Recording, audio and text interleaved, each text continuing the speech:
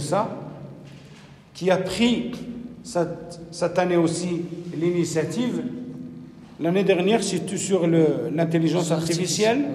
Oui, aujourd'hui, on va vous parler de l'histoire des systèmes réseaux et télécommunications. Alors, sans plus tarder, la parole est à Moussa. Bon courage. Merci beaucoup. Bonjour tout le monde. Tout d'abord, j'aimerais bien de remercier M. Mohamed Nou de me donner cette opportunité de vous parler sur l'histoire des systèmes réseaux et télécommunications. Donc la présentation sera respecter le plan suivant. Je vais faire une introduction. Ensuite, dans un premier axe, on aura les techniques utilisées avant l'électricité. Dans un deuxième axe, on aura la transmission avec fil. Et dans un troisième axe, on aura la liaison sans fil. Et ensuite, une conclusion.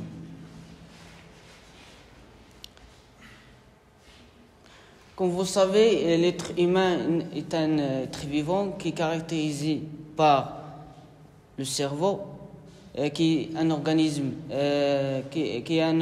responsable sur les différentes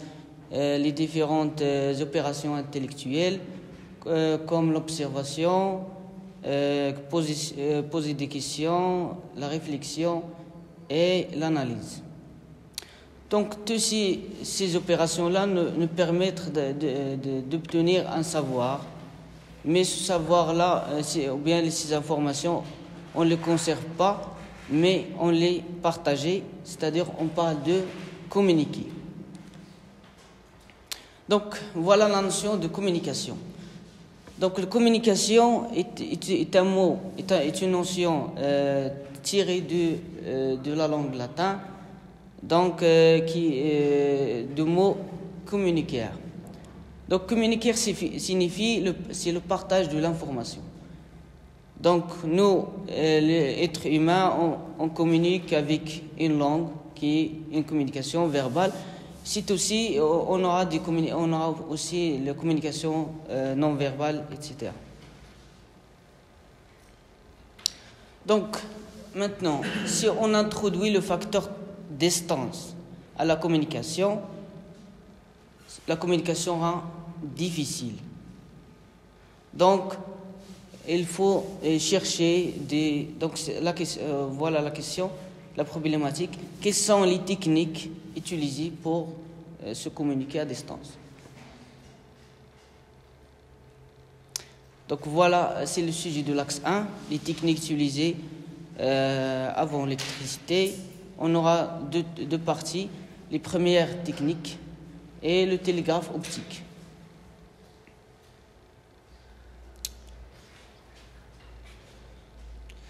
Donc, parmi les premières techniques utilisées, donc c'est les signaux sonores, ou bien on parle les tambours, sont les tambours africains. Donc, ces tambours, le tambour africain est un instrument musical utilisé par les tribus africains pour se communiquer entre eux. Donc, ils se communiquent surtout les utilisent dans les cérémonies et les situations d'urgence. Donc, voici, on a les avantages de cette technique. Donc, il est efficace pour les petites distances, mais pour les désavantages, on a l'intensité des signaux sonores est restée faible, surtout si on aura une grande distance, mais aussi il dépend des facteurs climatiques, comme le vent, donc il crée du bruit, etc. Donc il dépend des facteurs climatiques. Pour la deuxième technique, donc les signaux de fumée utilisés par les Indiens. Donc voici, donc la procédé est simple. Donc on aura une personne qui prend une tapis. Donc cette tapis a le rôle de contrôler la fréquence et la forme des fumées. Voici une image animée qui explique tout ça. Donc pour les avantages, on peut les visualiser depuis une grande distance. Donc c'est parmi les avantages. Mais les inconvénients, donc la forme et le trajet du nuage, donc du fumier, dépendent fortement quand même des facteurs climatiques comme le vent, les précipitations, etc., etc. Donc il y a des avantages pour ces techniques. Donc il faut avoir d'autres techniques plus efficaces et plus favorables. On aura le télégraphe optique. Le télégraphe optique, donc c'est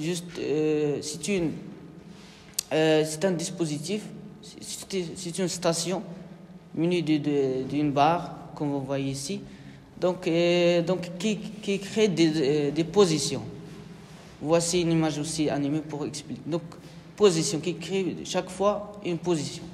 Chaque position est codée ou bien est codée par le code de Sharp, donc qui est créé par Claude de Sharp.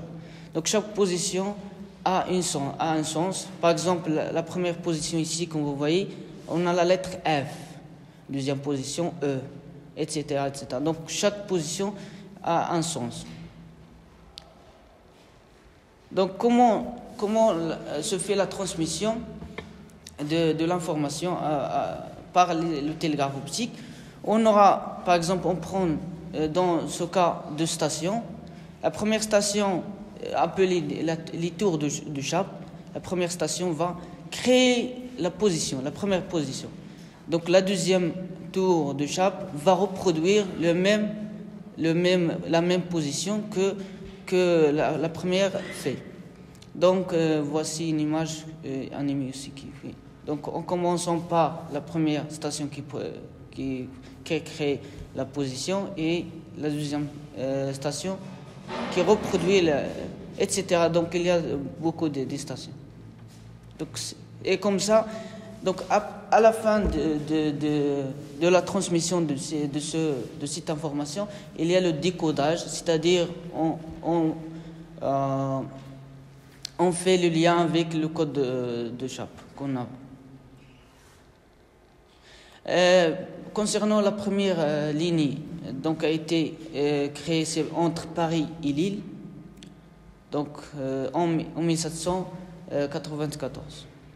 C'est la première et qui a duré 2 heures quand même pour transmettre le message, un seul message. Voici les avantages. Le message se transmet dans des grandes distances, donc eh bien.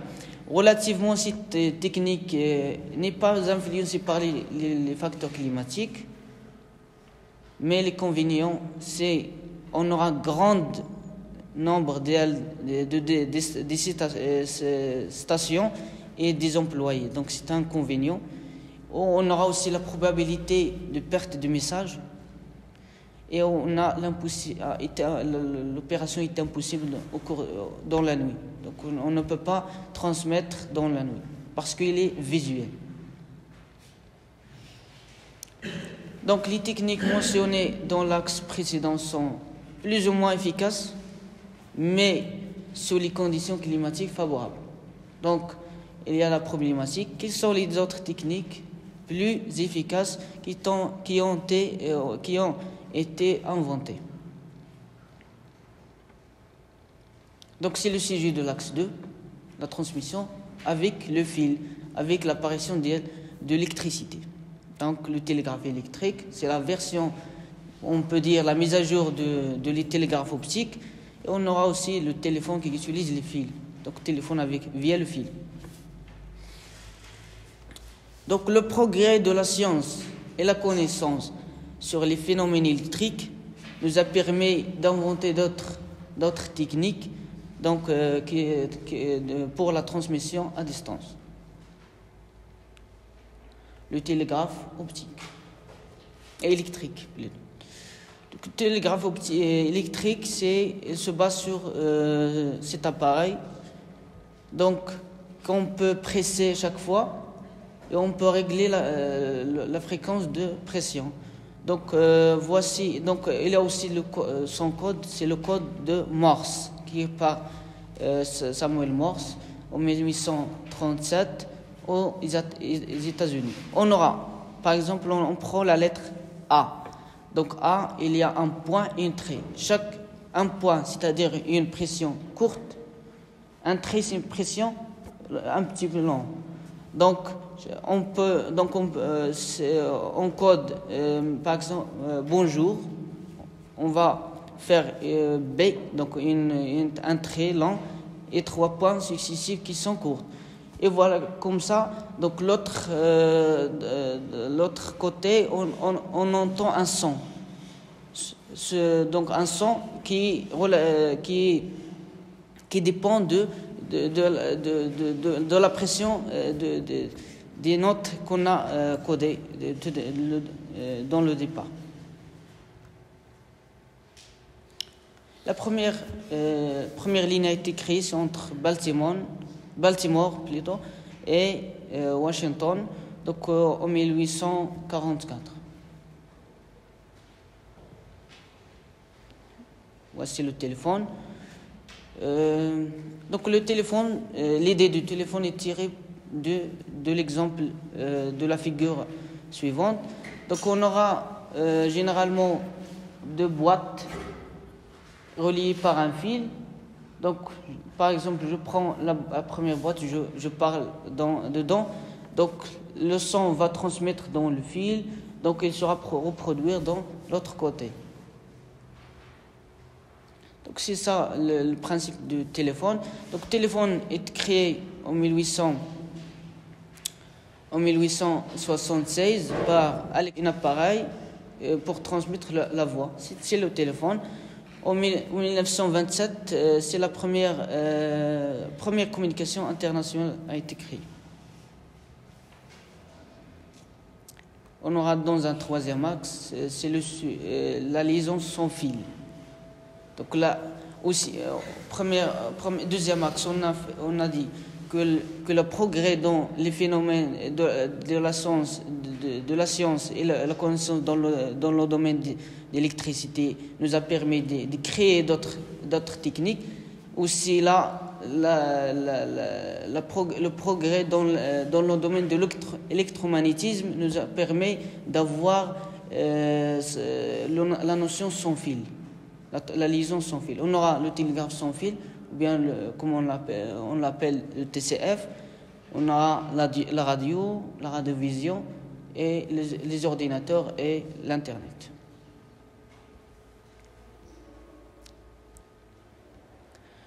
Donc, Heinrich Hertz, en 1888, a montré l'existence des ondes électromagnétiques. Ensuite, quelques années après, Edward Brandley a créé le couvreur, qui est un dispositif capable de capter ces ondes électromagnétiques et les convertir en électricité. Tous ces travaux nous ont permis d'inventer d'autres techniques comme le télégraphe sans fil ou bien le TCF. Donc Guglielmo Marconi a créé le télégraphe sans fil et utilise encore le code Morse, et tout ça il est créé en 1896. Donc la première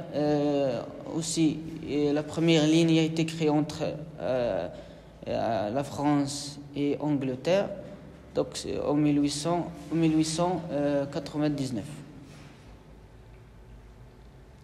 On aura la radio maintenant.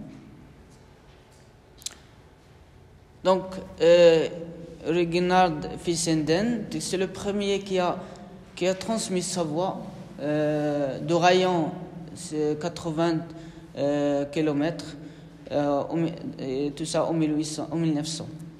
Donc 6 ans après, il a fait la première émission du radio. La radiovision et télévision. Donc Charles Francis Jenkins, en 1921, il a transmis une image via une ligne téléphonique. Donc quelques années après, il invente la radiovision qui permet de transmettre des images et le son sans fil.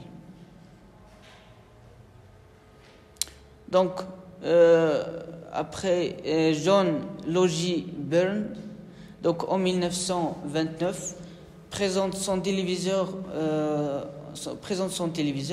3 ans après, il a fait la première émission avec la chaîne anglaise BBC. En 1959, les téléviseurs en couleur étaient disponibles aux États-Unis.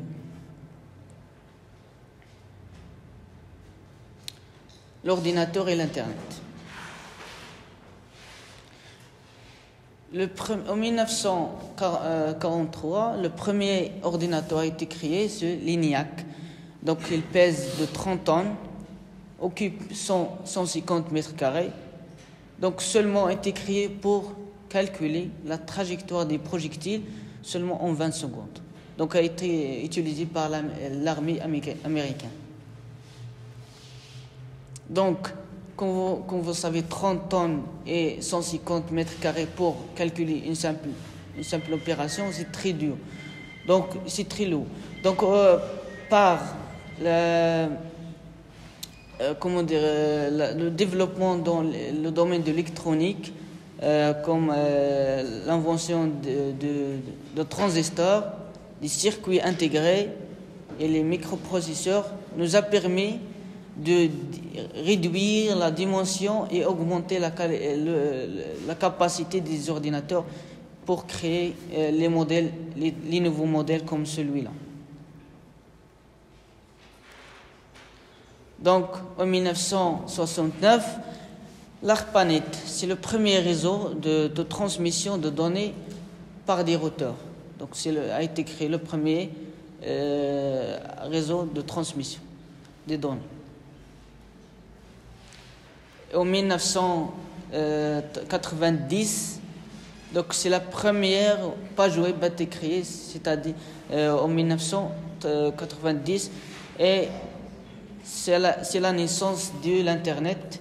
Vraiment, la notion de l'Internet est une notion qui mérite une présentation, sa propre présentation, qu'on aura dans les prochains jours, Inch'Allah. Donc, et voilà, enfin, merci à vous.